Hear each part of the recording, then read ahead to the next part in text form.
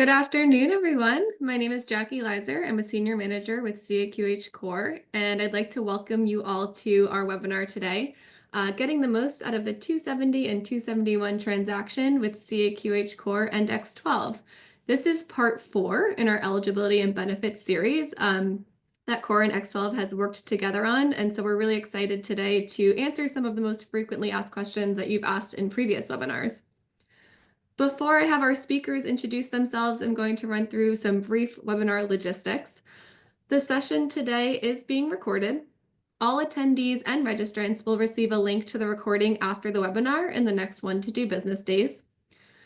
Throughout the presentation, your microphones will be muted. However, if you do have a question for any of our panelists today, please feel free to use that Q&A function. It should be at the bottom of your screen. And we'll be monitoring questions throughout the presentation and should have time for a few minutes at the end to answer them live. All right, so I'm going to go ahead and pass it over to our speakers for the day, starting with Michelle. Michelle, if you'd kick us off. Great, thank you. Appreciate it. I'm Michelle Berry. I am actually with the Availity around provider data management, but my role today is the X12 liaison to Core, CAQH Core, and I will pass it over to Bob. And good afternoon, and thanks, Michelle.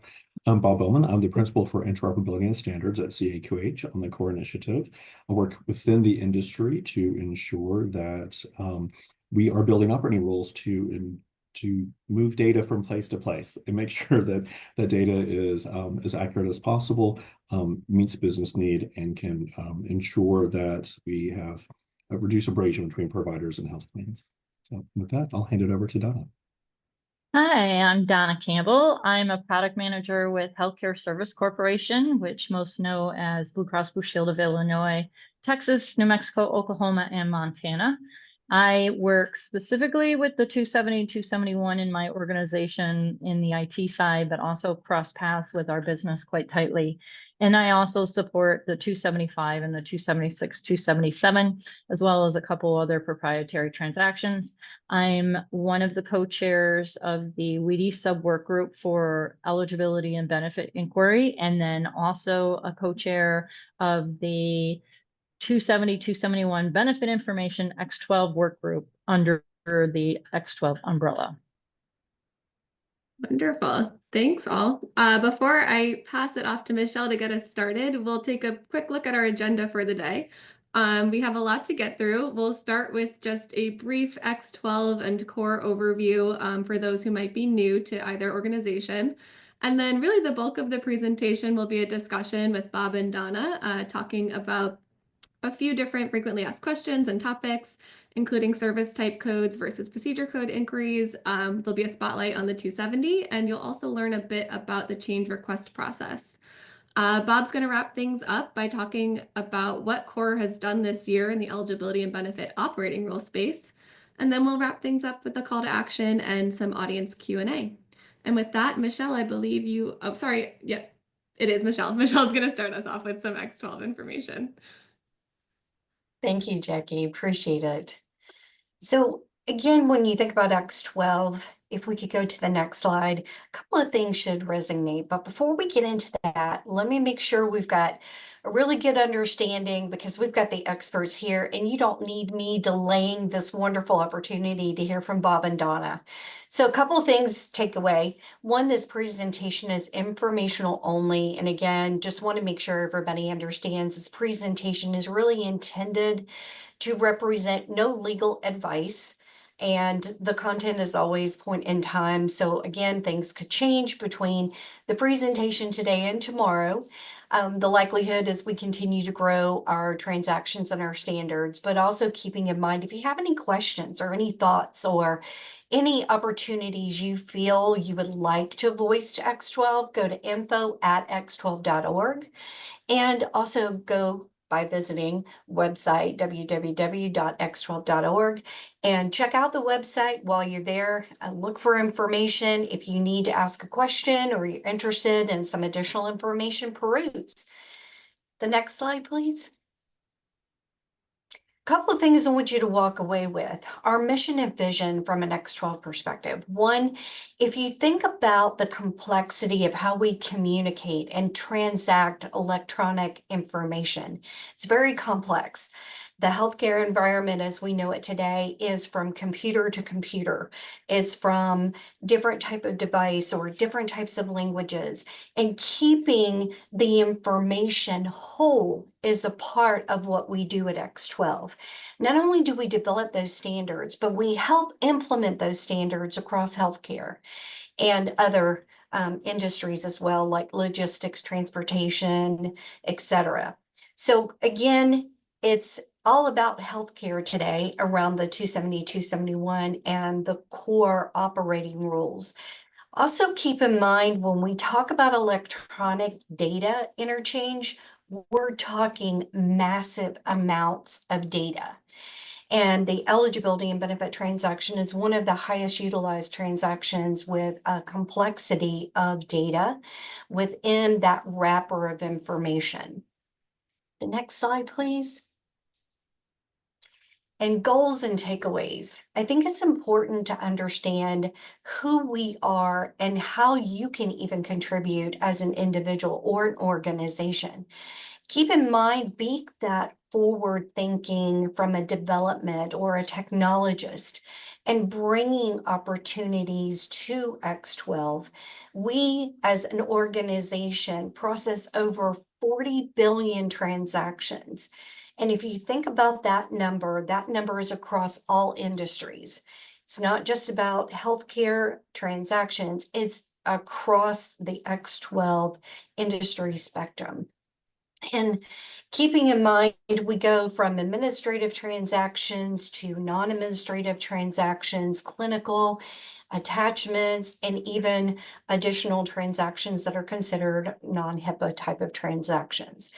Also, keep in mind, we are a very open-minded organization, so we invite that opportunity for you to come with any ideas, suggestions, opportunities, and continue to add value to the work groups and to X12 overall. Next slide. Bob. Thank you. Great. And as Jackie said, we don't want to spend a lot of time on our introductions, but to ensure that if there are some new folks on the webinar this afternoon that don't know exactly who CORE is or what the CAQH CORE initiative is, we are a coalition of over 100 participating organizations that meet on calls like this once a month or even more often than that to understand some of those abrasion points between providers and health plans. Usually because it's a data need. The provider has a need for data or the health plan has a need for data. And so we develop operating rules based on X12 standards or other standards, right? It's not just always X12. Today's focus is X12, but we look at what the standards are, what the data within those standards are or is, and then how can we craft operating rules to leverage that data so we can get the data exchanged so it can fill those very specific business needs. To date, we've saved the industry potentially billions of dollars in ensuring that providers don't have to pick up a phone or send a fax because they can get this data directly through their vendors or through their clearinghouses from the health plan directly into their own systems and their own systems of choice. It could be whatever application they're using to receive eligibility information, for example, for today. Many of our operating rules that we develop have been mandated under HIPAA. So we have 10 to date.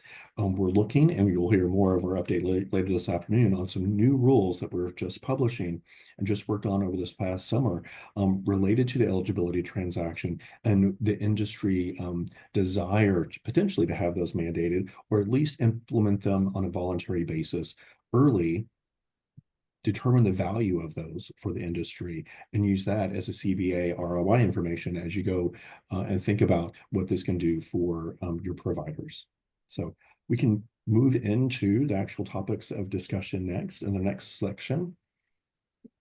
And this is something that is probably near and dear to both of our hearts, Donna, the use or employment of procedure code inquiries versus service type codes. I'm just going to do a quick intro and then I'll hand it over to you. We can talk through this as dialogue, I think.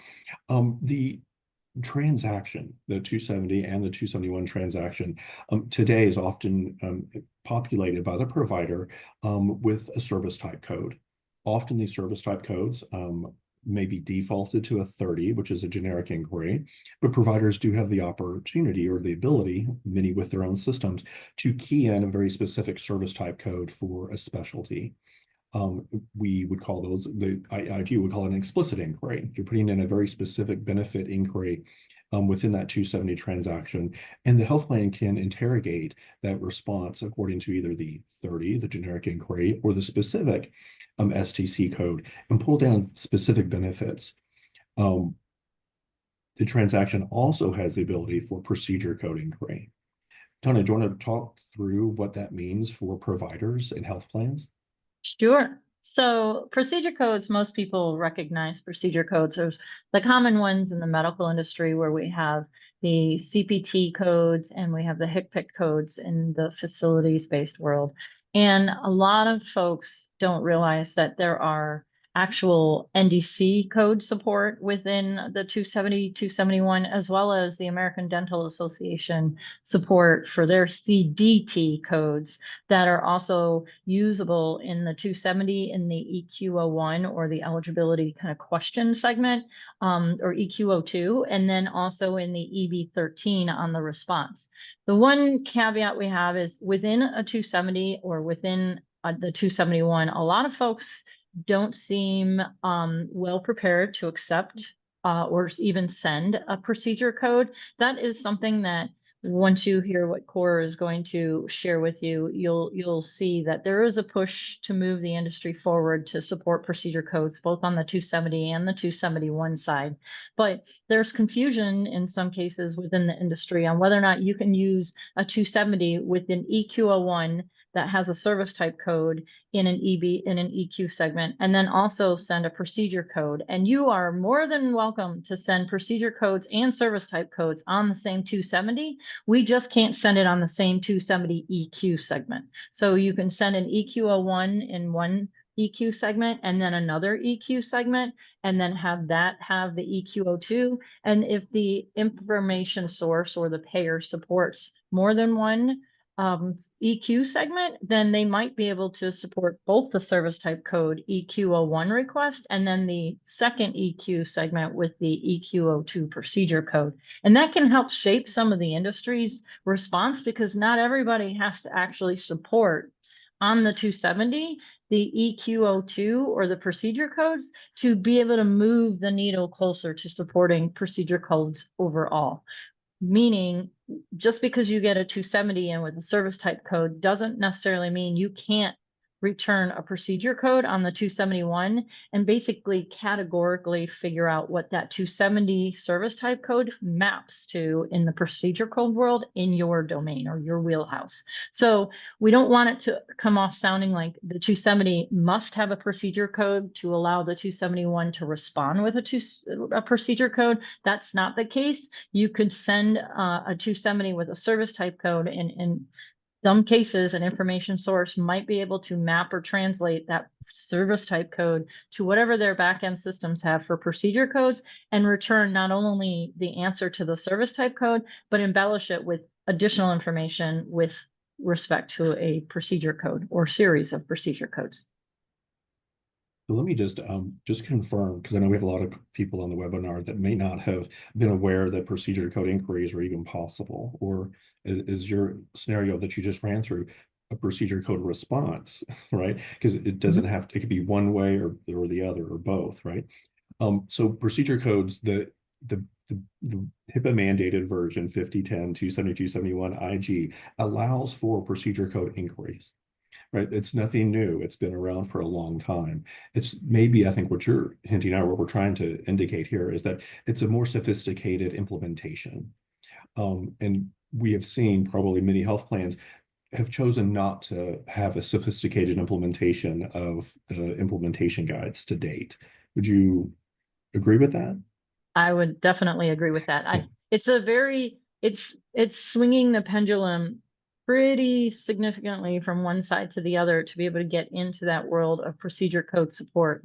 And it's a daunting and probably complicated, complex, and definitely don't want to negate some of the overhead that will come with it. But at the end of the day, when one thinks about how advanced you'd be getting if you move that needle closer and closer to supporting any variety of procedure codes, you're really taking away from some of the back end systems that are probably supporting the very same functionality. They're just doing it via phone calls and with live bodies. So we're just, in my mind, robbing Peter to pay Paul. And when I'm paying Paul, I'm paying him with a much more efficient, cost savable way of doing things, and not having to physically pay a person to go to a system to pull the same data that hopefully the EDI component can tap into and pull as well. Right, and that really can help resolve some of that abrasion that we mentioned between provider and plan, because if the provider can't drill down in the information using a real-time transaction like the 270, 271, they have to pick up the phone and say, oh, well, how many visits are remaining for this particular procedure code, or for this physical therapy, or for this drug? As you mentioned, NDC codes are available, right?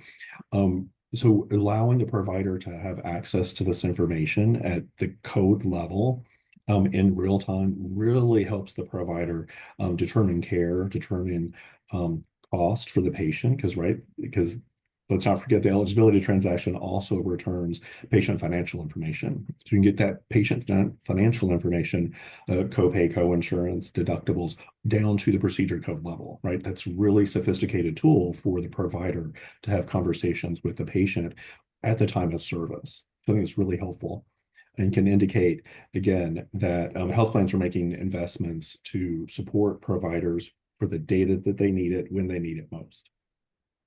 And there's a question that came in the Q&A that asked, is it required to return procedure code level benefit detail on a 270 when a 271 when a 270 request has procedure code sent, or can service type codes be returned instead? The opposite of what I suggested. If you get a service type code in on the 270, you can return the procedure code level data in addition to an answer to the service type code.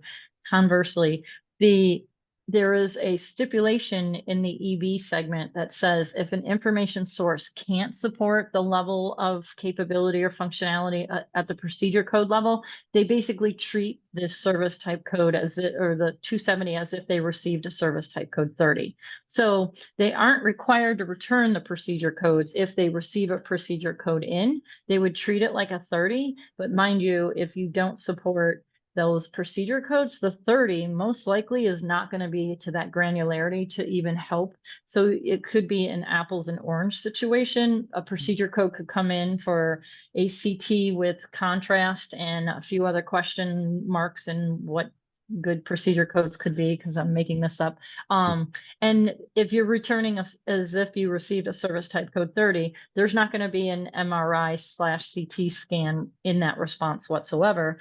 That service type code 62 most likely won't go back. So that is where it almost behooves us as an industry to think about ways to utilize that 270 transaction. So you're kind of covering as much of your basis as possible. So if you have a service type code 62 that goes in and a procedure code that comes in with it on a separate EQ segment, then at least you'll know from the response whether or not that information source supported just the 62, because hopefully they'll respond to that 62. And then if they supported the procedure code, you may still get a 62 back, but you also might get that answer with the service type code and the procedure code response. And then you'll know. And it should be, and I think it's relevant to say, and this will probably turn over to Bob to comment on, there really should be some instruction or information carried in a companion guide if you are carrying any kind of support at a procedure code level on an information sources side. So even if it's just a subset of procedure codes and not every single procedure code available, whether it's the NDC codes or the CDT codes or CPT codes or HCPC codes or home infusion codes, whichever subset that you can support, it would be very, very informative to put it in the companion guide, so it instructs and informs the provider, and there isn't then a question. Now, mind you, there's a small caveat there too, that it may or may not depend on that person's plan and product that they have for that member. So if a provider is doing an inquiry on an MRI with a dental only or a prescription drug only plan, you might not be able to get an answer back, and that response might have to be a 30. But at the end of the day, if that companion guide listed out for medical groups that have the coverage covered under their plan and their product, that they will respond or accept the procedure code and respond in kind, that takes us not all the way over to the left where we have to have support of every procedure code, but it gets us in a nice, comfortable frame of mind that we can inch and baby step our way there. Definitely. And I think that's one thing that CORE has been kind of arguing with the industry and building those types of consensus-based approaches when it comes to, we call them categories of service. So there's specific categories of service that if you were to map these first, right, allow for these procedure codes to come in your 270 inquiry and respond in kind with a 271 response, it's a good starting point, right? We'll have some information a little bit later on as we expand on our categories of service.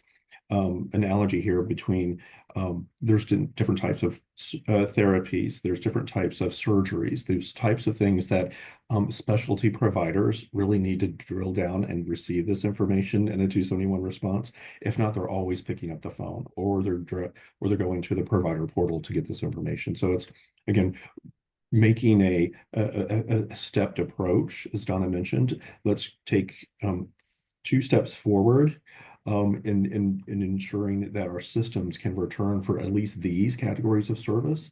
And then in the future, we can build on the next phase or the next set of categories of service for these other procedure codes. So it really allows the industry to take small, meaningful steps that really reduces that provider abrasion and the providers having to drop to a manual process like a portal or a phone call. I'm just going to check and see if there's any other Q questions that had come in on this particular topic before we move on. Donna, do you have any other comments before we on the service type codes or procedure codes? There was another question in the chat, and I'm not picking and choosing some of the questions. I'm just trying to keep it contained in the same frame of thought when we're on a topic. Kina Gwynn had a question about, is there anything in the 270, 271 that requires support of more than one EQ segment, one that may contain a service type and another that maintain a procedure code when they come in 2 separate EQ segments? And right now, there really isn't anything in the implementation guide that requires anything more than really a 30 in the true TR3. When you look at some of the core operating rules and some of the evolution of those rules, whether it be phase 1 or phase 2, or even these later ones, there's, a whole host of service type codes that are required to be supported.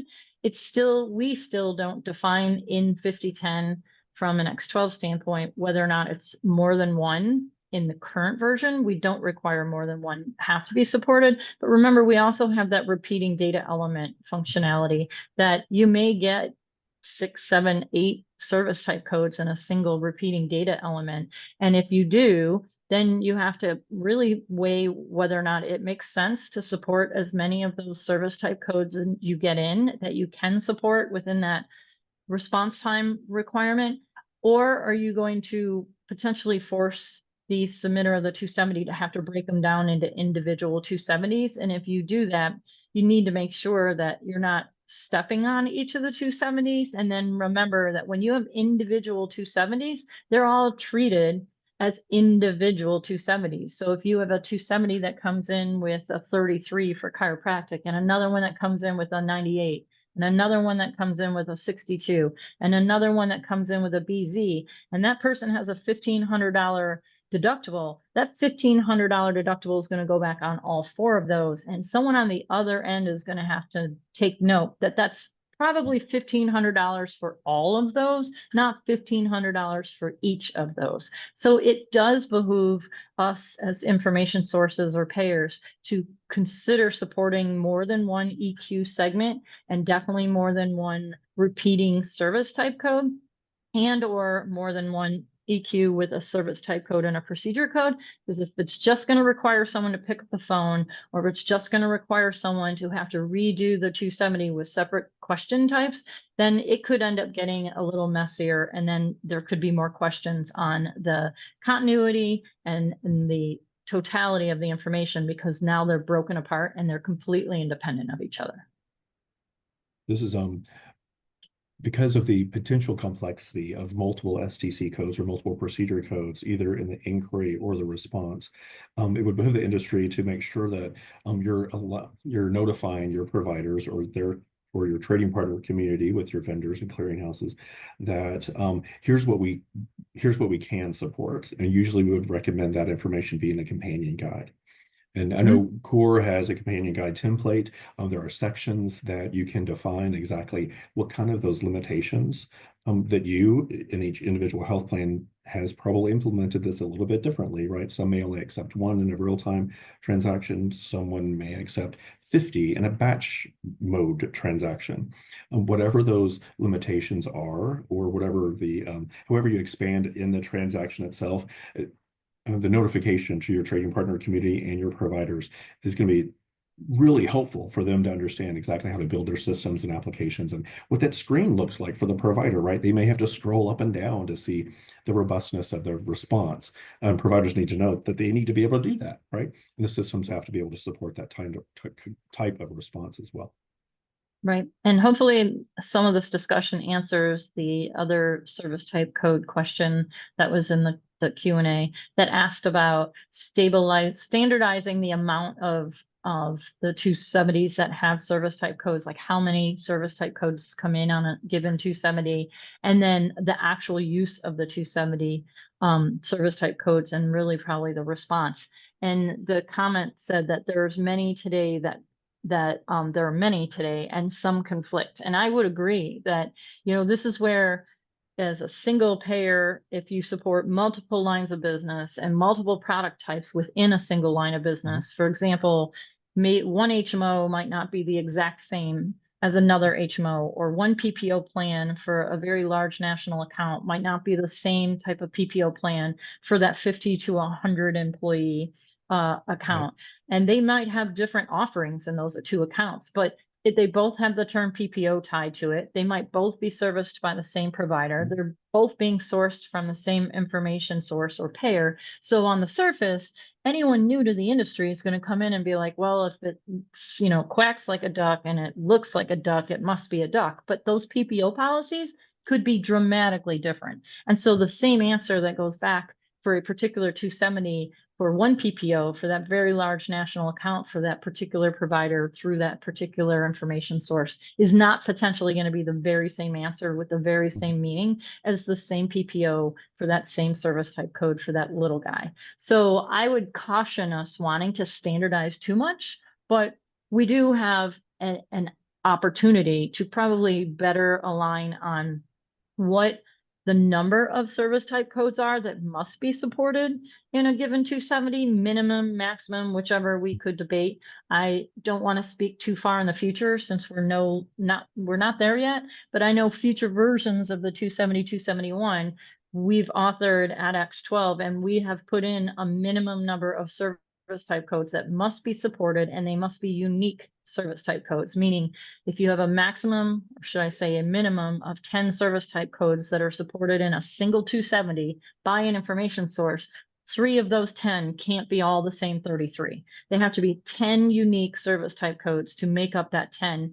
And we can't hold the information source liable per se, because they are only responding to 7 or 8 service type codes if 3 of those service type codes of the 10 that came in are the same. So at the end of the day, what we're trying to do is create that foundation where we can say, instead of doing the 1Z, 2Z, 3Z transactions separate and independent and causing a little bit of confusion and not being able to give a holistic picture, instead support that minimum number of service type codes and give back the minimum standard required response, like the out-of-pocket, the copay, the deductible, whatever applies, and make sure that you're bundling it together. So that way you don't have these 1Z and 2Zs that can be interpreted separately and independently and then cause a phone call because they're just not linked together very well. Yep. Establishing a floor, not a ceiling, right? Is really, Sound really familiar? helpful. Yeah, for folks who are building the applications that providers use, right? It really helps the application builders, the vendors, clearinghouses to support their providers and their clients. Yep.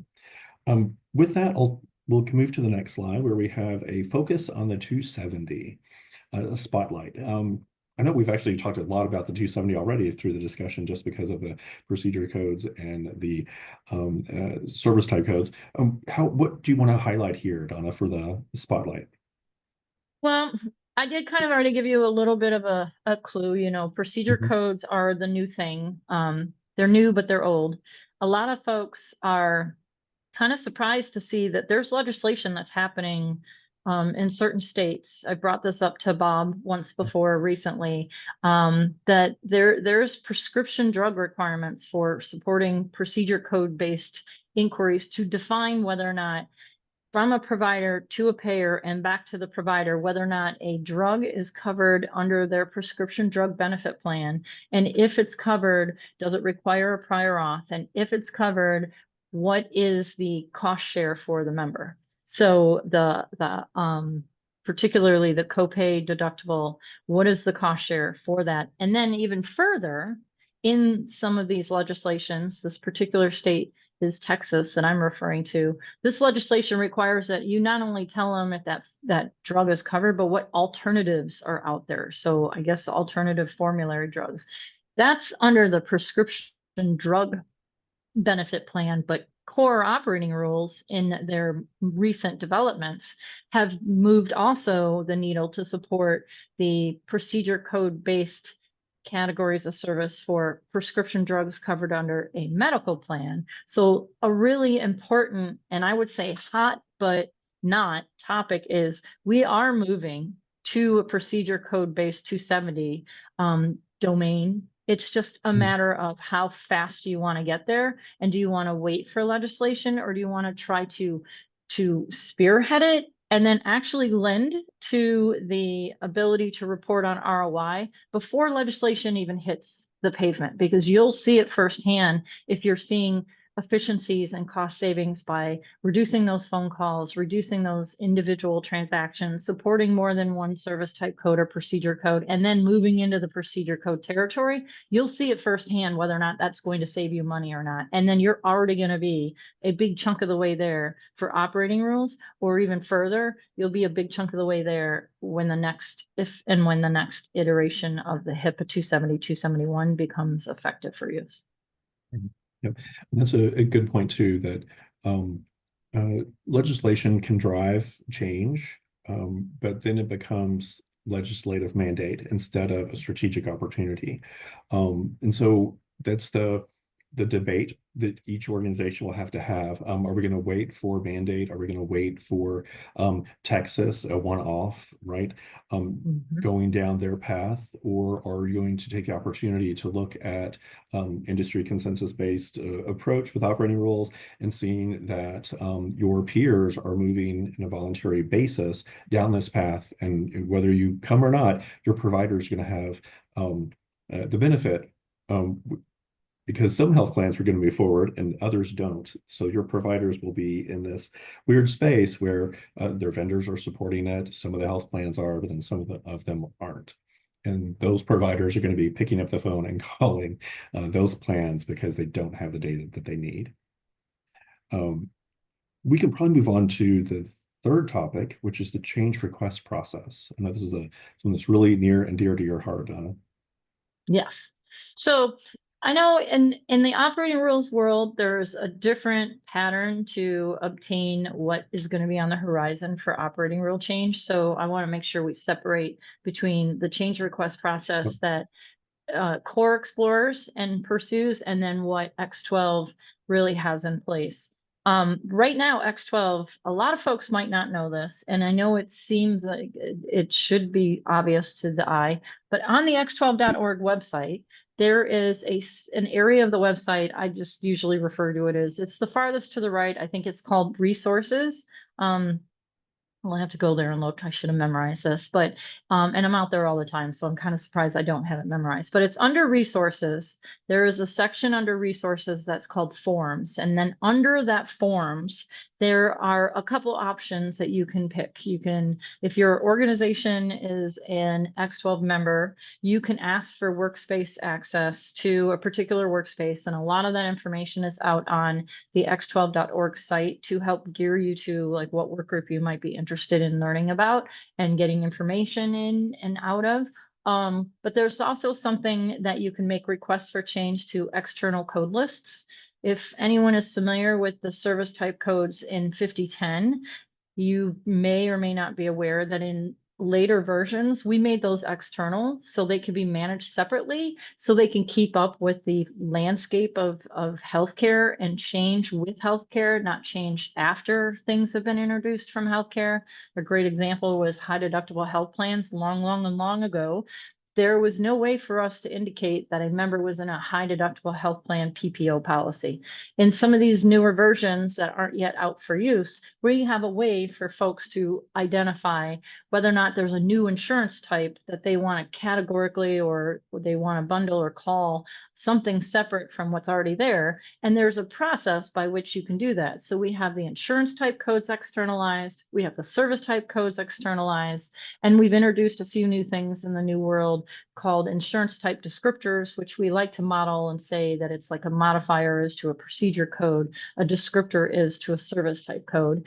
And so a lot of those being external, you can request change now, although you won't be able to use it with 5010. You can request change now through that external code list for the 270, 271.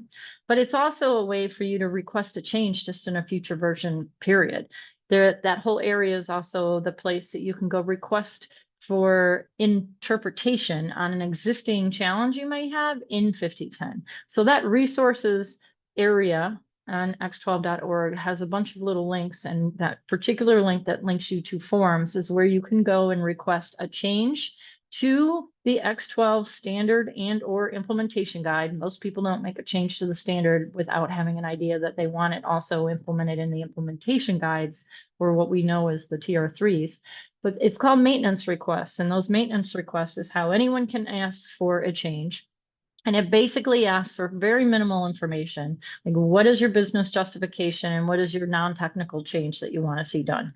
So you would present a business problem or a business enhancement opportunity. And then if you have a preconceived idea of how you think it might be good to solution, you can, although it says non-technical, a lot of us are technical when it comes to speaking in X12 speak, so we can plug in what we want, but you don't have to be technical. And if you are technical and you put in your X12 solution in X12 technical terms, be forewarned that by the time it actually gets into practice, it might not be the solution that you opted for in your maintenance request. But that's the vehicle to make those requests. So a number of requests, like hundreds of requests, have gone through this site. And this is also how we're going to start structuring some of our change logs. So we'll know what we can provide you when it comes to what the change was from version A to version B. We can give you the list of what those changes are based on the maintenance requests that were introduced and processed through. And then also that business summary or that justification, as long as it's within the same scope of the change that would actually be in practice and in the implementation guide, it might have to be adjusted to meet the solution. But that summary is what's going to be put in a future change log. So that way people will have an idea why something changed, not just what changed. I don't know, Michelle, if you have anything to add there, since this really falls in your wheelhouse with your ownership of some of the X12 process. Donna, you did a fantastic job, so I cannot do it any further justice. So thanks. Thanks. Great. I think we'll move on to the next slide, and this is where the next portion or section of the presentation today. We just want to provide an update on some of the processes that we have made and some of the changes that we have made. If we move to the next slide, you can see that we had launched an eligibility task group to update our eligibility and benefit operating roles. So our 270, 271 operating roles. On the next slide, you'll see that we worked directly with the industry. The industry approached us as it often does, just like the industry approaches X12 when things need to be changed because of evolving business needs.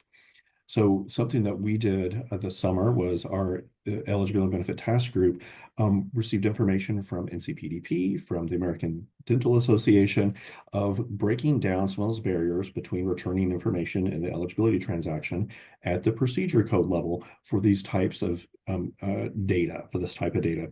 Basically, the medication eligibility requirements, as Donna mentioned, there is a specific sets of medication that is not covered at your PBM. It's covered on your medical policy. So it's not in that carve out world that many of us don't want to think about because we don't play in the pharmacy world, or we don't worry about dental because we are not in the dental world. Dental is a total carve out. But these organizations approached us because the information for some of these, especially like oral surgery, right? It's a mixed bag. Where does the transaction go? Same with pharmacy benefits. Where does the transaction go so that the provider can get the information that they need? So we looked at some of those challenges, and you can see on the next slide that the way that we approached it was we did environmental scanning. We worked with NCPDP and the American Dental Association. We talked and interviewed providers and provider vendors like clearinghouses and software vendors and practice management vendors of what are they doing today? What do they support today? How can we identify what needs to be changed? So we looked at those different challenges that the providers were trying to navigate, and then the opportunities. Again, this is the expanding the 27271 transaction usage, as we mentioned earlier, drilling down into a procedure code level response for these types of benefits. On the next slide, you'll see that we had a pretty robust discussion and came up with a number of opportunities. Again, trying to ensure that we're leveraging the transaction, the responses can come in real time, understanding benefit limitations. Oftentimes with medication and for dental services, there's many more limitations, limitations by age, by gender, by how often a pharmaceutical can be administered to a patient. So those types of opportunities or challenges helped us inform our discussion with our task group. On the next slide, you'll see the rule breakdown of the changes that this next set of operating rules has. The blue box is what is already supported by the existing operating rules. So these are the ones that many of these requirements are HIPAA mandated for use, and some of them are in our current rule that is voluntary, but the new ones are the two white boxes. And I do want to maybe just highlight that in row 9 of the existing rules, there's already requirements to support explicit inquiries for procedure codes. We call them out, CPT and HCPCS, for 4 different categories of service. This is surgery, physical therapy, occupational therapy, and imaging. We're adding new categories of service to support this new opportunities that have come to us. This includes PC, medical, oncology, maternal health, inpatient, outpatient, renal, and dental. Expanding the type of procedure codes that are supported, including the CDT codes. So if you get a CDT code that is part of dental, then you'll return a response for that procedure code.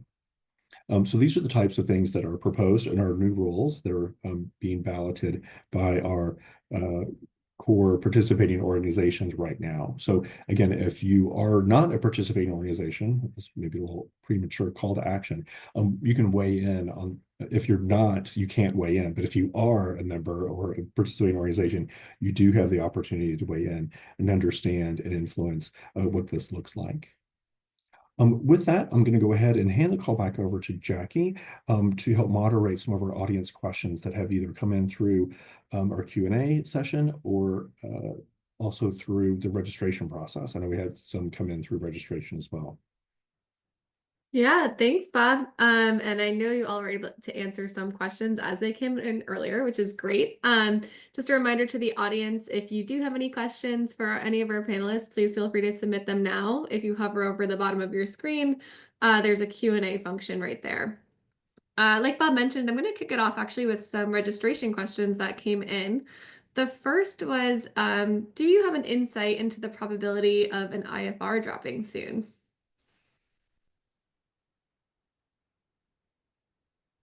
Um, good question. No, I think that, and this might be for X12 too. I know that there's a couple of notes on the IFR and that CMS has published that they could potentially have something published by the end of the year for some X12 transactions, and there is the opportunity for by March for an IFR for core operating roles that have also been proposed. Neither of those, I think, would include the topic of discussion today, the 270, 271 transaction, because I think that the focus is on other transactions and other operating roles. So I think it's important that know that we will be a source of information as soon as something like that does drop. We will be hosting calls with our participating organizations. We'll be working with the industry for comment letters. We'll also be here to support industry implementation and adoption of both new standards that may be new versions of standards that may be indicated in IFR as well as any future operating roles. I don't know if Michelle or Donna have an opinion on this, or if you want to weigh in on that potentially political implications that an IFR may have. No, you did well, Bob. Thanks. Great, great. I was going to say, bring it on. Time for change. Yep. Yep. Great. Yeah, thank you for those clarifications, Bob. Another question that came in was from a bi-coastal company who works with all payers. So they're wondering if there are any plans for this data to be standardized across all platforms. So I had made a leap of faith guess at what this was asking, and I'm assuming when we say all platforms, I'm not sure if we mean like across the variety of different types of information holders, or are we talking platforms, say, if you're going to do something in the EDI world, that you have the same kind of type of response or data integrity or data type responses in your phone call system, or if you have a different type of portal that all the data is standardized regardless of the vehicle for the question. Depending on the answer to that, which again, I had to make an assumption there. If it's the former, where we're wondering, like, are we able to get payers and providers to all have the same definition and description for each of the terms that we share and use? There are some terminology and dictionary and vocabulary lists out there that I think are shared. A lot of them are driven by our Medicare and Medicaid functions. So, you know, when there's a definition for a particular service that is tied to a Medicare reimbursement or Medicare Advantage, it sounds like a lot of people adopt that description and then they reuse it and repurpose where they can. So if it's the former of the interpretations, I think it might be hard to get a payer to try to assimilate all the terms and vocabulary from payer to payer to payer to payer if they're truly in different lines of business and they have different type of product support. But I do think we're closer now than we ever have been because of a lot of our Medicare influence that we have and Medicaid influence that we have from HHS and CMS. If it's the latter, like, how do we get the data to be the same and standardized across any vehicle, any platform, any foundation that an inquiry or a question come in, whether it be a claim status inquiry through an EDI channel, through a claim status inquiry with a phone, or an eligibility inquiry through an EDI channel versus an eligibility inquiry through the phone. That's really, I think, going to be up to us. I mean, I think as people who have seen the problems and the phone call numbers going up, or the costs of the phone calls going up, or the length of the phone call, time being spent to answer questions, that's where it really is up to us to, one, make sure you're taking full advantage. And I'm victim and also cause of the same problem because we haven't evolved our transaction support near where it could be in my own organization, but we're trying to get there. At the same time, it's also up to us to make sure that when we know that we have a gap, that we actually put forward those maintenance requests, because the hope is that we're not going to have to live with a 15-year-old standard and TR3 going forward, that if there's enough change and significant but quantity small, but maybe substance big change, we can maybe get adoption of the versions quicker, which will be a lot smaller to chew, a smaller bite to chew, but it might have more significance when it comes to what it's doing for your day-to-day business. So it really puts us at the helm. We have to steer that ship, and we have to make sure that we're getting those change requests to the different bodies that support changes for these transactions, whether it be X12, whether it be CAQH Core, whether it be NCPDP, whether it be HL7 Fire Da Vinci, whatever that is, we need to make sure that we're getting in front of those organizations and putting those requests forward to keep up with our landscape that we have today. Right. All too often, we're not doing that. Right. I agree, Donna. I think that we need to continue, inviting people to be a part of that process and being a part of the resolution so that we can move forward with emerging technologies and keeping everything moving, right? Because we have had a little bit of a pause. So I would agree. And I would add, Michelle and myself, we have an unofficial title. We are liaisons with each other's organizations. I would argue that we are all actually liaisons. We need to bring our business needs that originate from the abrasion between providers and plans and liaise with the right organizations and argue and fight and really work to make the change, whether that is identifying the new data that's required. So it might need to go through a change request process, as Donna indicated earlier, of a really formal process to change the standard because this new data is now needed? Or is it a way that we need a new transaction altogether, or we need to work with Da Vinci, or we need to have a new widget to plug in this data because it doesn't exist in medical today. It's only in pharmacy. How do you get this pharmacy data to medical in a clean way so providers aren't banging on 3 different doors and then having to fax something, right? We're trying to remove a lot of that manual processes, but the folks on the call today, you guys are the ones that, and gals, are the ones that are seeing all of the manual processes taking place, are feeling the pain points. So come join X12, join HL7, join WEDI, join CAQH, at least bring those needs to these types of organizations and many others. And we will help be those liaisons, all of us together collectively, to try to make sure we're looking at the business in the best light possible, bringing the data forward for the providers, and then finding the best way to actually conduct that, I'm going to say, interaction to get the data from one point A to point B. Great. Thank you all. I think we have time for maybe one more question that just came in.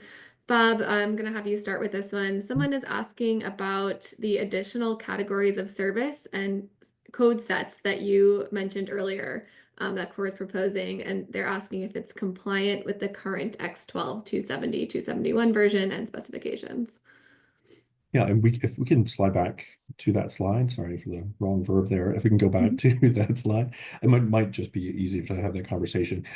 Yes, the CORE task group for eligibility decided to add those new categories of service because it's fulfilling the needs for those specific types of pharmaceuticals that are often covered on the medical policy.